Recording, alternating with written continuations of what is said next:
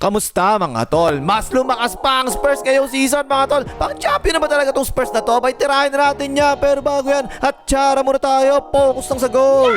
Hi game, simulan muna natin sa point guard position ha. Unahin na natin syempre, paborito nyo lahat, si De'Aaron Foxboy. Abay oo, nakaligtas sa trades tong hayop na to. 28 years old, 6'3", at ang kontrata nito, 4 years pa natitira hanggang 2030 pa. Hayop na yan. $50 million as well dito ngayong taon ha. Pinakamataas yan sa buong Spurs team. Tapos tayo-tayo laro ng hype na to, kapal na mukha. Last season, nag-average si De'Aaron Foxboy 18.6 points, 3.8 rebounds, 6.2 assists, 48.6% sa field goals at 33.2% sa 3 points. Hindi naman masama yung average niya mga toleno. Actually, okay naman talaga yung nilalaro niya eh. Bumigay lang talaga nung playoffs eh. Pero tingin ko, mahihirapan silang talunin ng OKC Thunder kung wala si De'Aaron Foxboy. Kaya ayun, pagtyagaan nyo na lang sa ngayon mga tol. Dahil wala namang ibang team sa gustong kumuha dito kay De'Aaron Foxboy. Kasi nga, ang laki ng kontrata niya, diba? Pero gusto ko to kasi redemption season dapat to mangyayari kay De'Aaron Foxboy ngayong season mga tol eh. So ang expectation ko rito, magpapakita ang gilas talaga tong hype na to. At ina-expect ko baka siguro umabot pa nga ng 20 points per game yung average niya ngayong season.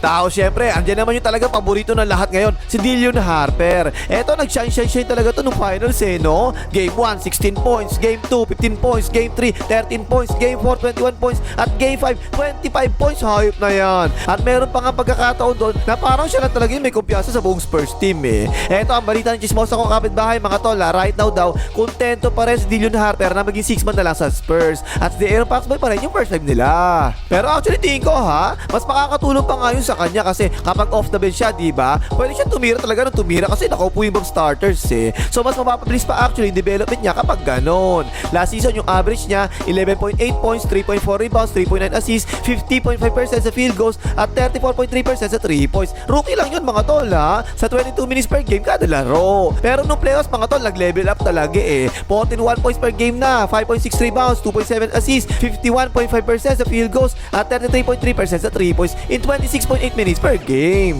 Eto, agree ako mga tol na off the bench dapat siya. Pero dapat no, at least siguro 30 minutes per game mabibigay na minuto sa kanya eh. Kumbaga, 6 man siya pero starter minutes dapat. That means kakain siya ng maraming oras De'Aaron Foxboy, diba? At malamang siguro makita natin maglalaro ng small forward si Castillo Buhangin. Para lahat sila tatlong De'Aaron Foxboy around 30 minutes per game ang lalaruin. Expectation ko dito dapat siguro mga tol 15 to 18 points per game yung magawa niya this season. Tapos shooting guard naman, syempre, andyan si Castillo Buhangin, diba? Na paminsan-minsan nagpo-point guard din para sa Spurs. 6'6", 21 years old at ang Rookie of the Year noong 2024 season. Eto, nag-improve to no second season niya mga tol eh, no? Dati kasi no rookie siya, 14.7 points per game lang. Naging 16.7 points per game na. Pero malaking improvement talaga to mga tol ha. Naging 5.3 rebounds na rin siya at yung assist niya tumaas talaga. Naging 7.4 assists per game na siya no second season niya eh. Pati yung field goal percentage niya tumaas din. Dati 42.8% lang, naging 47.1%. Tsaka yung 3 points niya tumaas din eh. 28.5%, naging 33.2% na. So lahat talaga tumaas mga tol eh. At ang ine-expect ko rito mga tol ha, siguro magpa-practice talaga ng gusto to sa 3 points ngayong off-season eh. Kasi nung nakaraang playoffs kung naalala nyo, pinapatira talaga siya palagi sa 3 points, diba? Yung kasi yung tingin ng kalaban nila na weakness niya eh. So yun talaga yung kailangan niya palakasin sa skills niya. Malakas na siya sumalaksak, malakas pa siya mga tawan, meron din siya tira sa mid-range. So kapag gumaling din siya sa tira sa 3 points, ako, mas magkakaroon din siya ng maraming pagkakataon na sumalaksak kasi mas didikita pa siya ng tao niya sa 3 points, diba? Pero ang kailangan matutunan nito mga tol, bawas-bawasan sana yung gigil niya kasi minsan gigil na gigil eh. Kaya yung turnovers niya lumalala din eh. Lalo na nung kalaban yung OKC, walang yan. 11 turnovers sa game 1 at 9 turnovers sa game 2. Sobrang dami talaga. Expectation ko rito mga tol ha, baka mag-average siguro to mas malapit na sa triple-double ngayong season. Siguro 18.7 rebounds at saka 8 assists per game. Ay, like mo hype ka, ano na? Hati ka sa mukha, hindi na panonood, di ba lang mag-like eh? Mag-like ka na! Tapos pamalit na shooting guard, sabi ko nina, posibleng si Dillon Harper din, diba? Pero ang most likely na mangyayari ngayon mga tol ha, pwedeng humati na ngayon ng oras dyan si KG Canaleta. 25 years old, 6'7", 217 pounds at siya ang 3-point specialist ng Spurs. Eto, happy talaga ako dito para kay KG Canaleta mga tol kasi imbis na kunin ng Spurs ang team option nila rito na $3 million lang, ang ginawa ng Spurs, binigyan nila kagad to ng bagong kontrata na 3 years, 45 million. Nice naman. Deserve naman kasi talaga eh, no? Last season nag-average to 11.1 points, 5.8 rebounds, at 1.5 assists per game, 43.7% sa field goals, at 38.1% sa 3 points. Mababa yung field goal percentage mga tol no, kasi karamihan kasi talaga na tinitira niya sa 3 points Pati hindi yung tinitira nito sa 3 points na season mga tol ha. Sa regular season may laro siya 8 out of 16 sa 3 points laban sa Rockets, tapos 11 out of 17 sa 3 points laban sa Knicks, at 6 out of 9 sa 3 points laban sa Nets. Tapos ng playoffs ganun din Game 5 laban sa Blazers, 5 out of 7 sa 3 points. Sa buong series tumira siya 13 out of 21 sa 3 points, 62%, napakataas. Laban naman sa Timberwolves, 3 out of 7 sa Game 1, 4 out of 6 sa Game 2, at 4 out of 9 sa Game 6 sa 3 points. Laban naman sa OKC, tumira naman siya 6 out of 10 sa 3 points ng Game 7, nice din. At laban naman sa Knicks sa Finals, 5 out of 10 sa 3 points sa Game 1, at 4 out of 8 sa Game 5. Ang total niya sa Finals, 15 out of 37 sa 3 points, 40.5%, nice. Kung ako masusunod mga tol ito pa rin dapat yung magiging starting power forward nila para meron 3 point specialist na kasabay si Wembayaman kaysa kay hindi Tobias Harris. Tapos sa small forward naman si Vaseline, 25 years old, 6'5", 200 pounds, at ang 3&D player ng Spurs. Eto, gusto ko to si Vaseline mga tol kasi talagang alam niya yung role niya no. Kadalasan pa nga siya ay tumatao sa best perimeter scorer ng kalaban nila. Tapos yung puto siya talagang hindi pilit Minsan may konting pilit na jumpers to, pero bihira ako talaga makita na ganun Kapag tinignan mo yung average niya, 30.9 points, 4 rebounds, 2.5 assists, tapos 43.7% lang sa field goals, at 38.4% naman sa 3 points. Kung mapapansin niya mga tol, medyo mababa yung field goal percentage niya, di ba? Pero kasi puro outside shooting kasing ginagawa nito More than half ng tira niya galing sa 3 points, at only 12.6% lang ng shot distribution niya yung malapit sa ring So ito mga tol no, ang tingin ko dapat dito kay Vaseline, kahit na maganda pa yung outside shooting niya, kailangan siguro mas umatake pa siya sa mga close-out ng kalaban Pero all in all, satisfied talaga ako sa nilalaro to si Vaseline Shooter na, masipag madumipesa, di ba? At malamang siya pa rin yung maging starting small forward ng Spurs.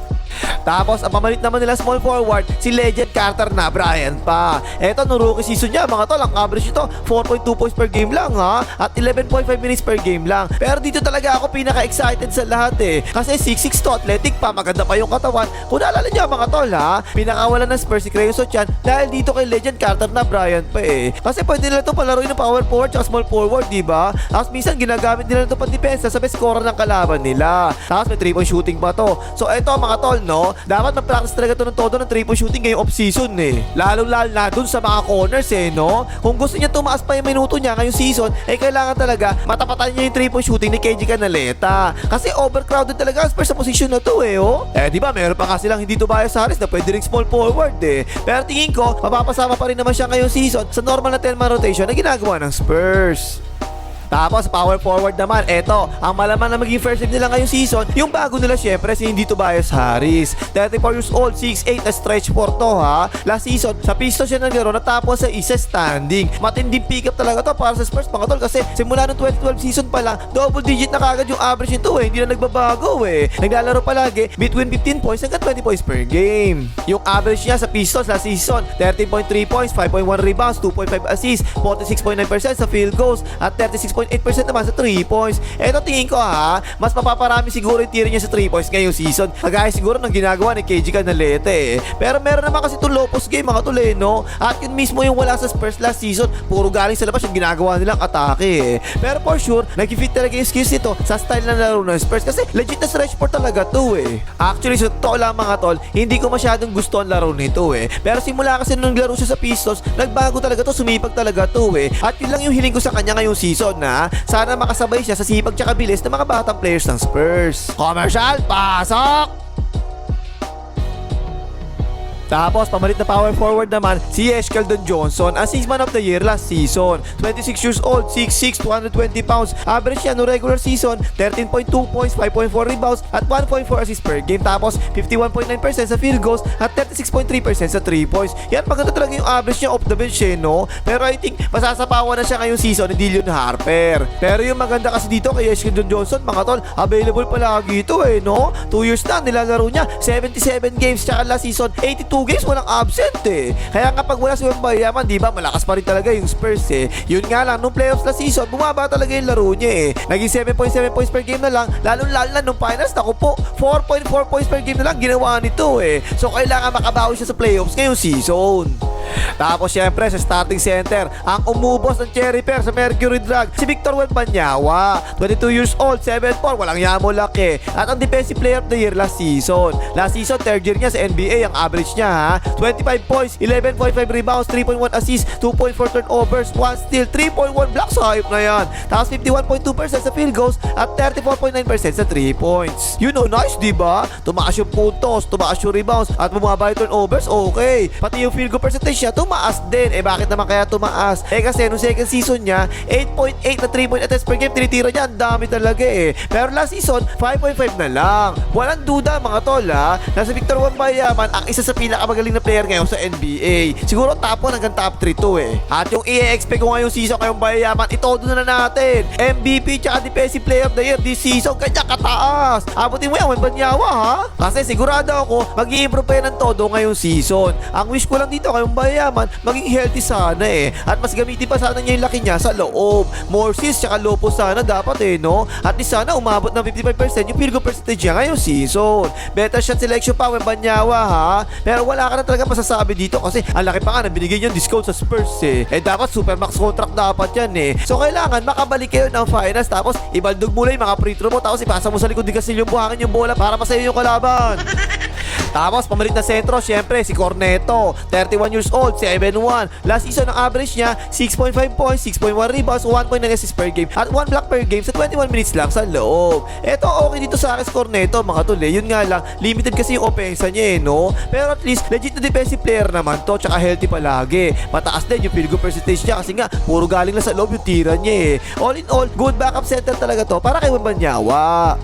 Tapos iba pa nilang players, si Barnes, 34 years old na, 14-year veteran na to 1 year, $8 million yung kontrata na nito. Last season, ginamit pa siyang first pick ng Spurs no? Pero this season for sure, pamisa-misa na lang ito gagamitin. At nandito lang siya sa Spurs para maging mentor ng mga batang players nila. Tapos yung mga rookie nila, si Tyrese Reed, 26 pick ngayon draft, 22 years old, 6'11 na sentro, at si Jaden Quintas, 19 years old, 6'10 naman. Siya naman yung 28th pick ngayon draft. Eto, gusto ko talaga itong ginawa ng Spurs mga tol na puro malalaki yung kinuha nila sa draft, diba? Kasi pang-insurance to Yan yung kulang nila last year, diba? Kapag injured si Wembanyama, nag-i-start si Corneto, wala nang backup center I don't think na makakatulong kagad itong mga batang to, pero malay nyo, diba? Si Legend Cutter na, Bryant pa, ginamit kagad last year So posibleng bigyan din kagad ng chance ng Spurs itong mga batang to.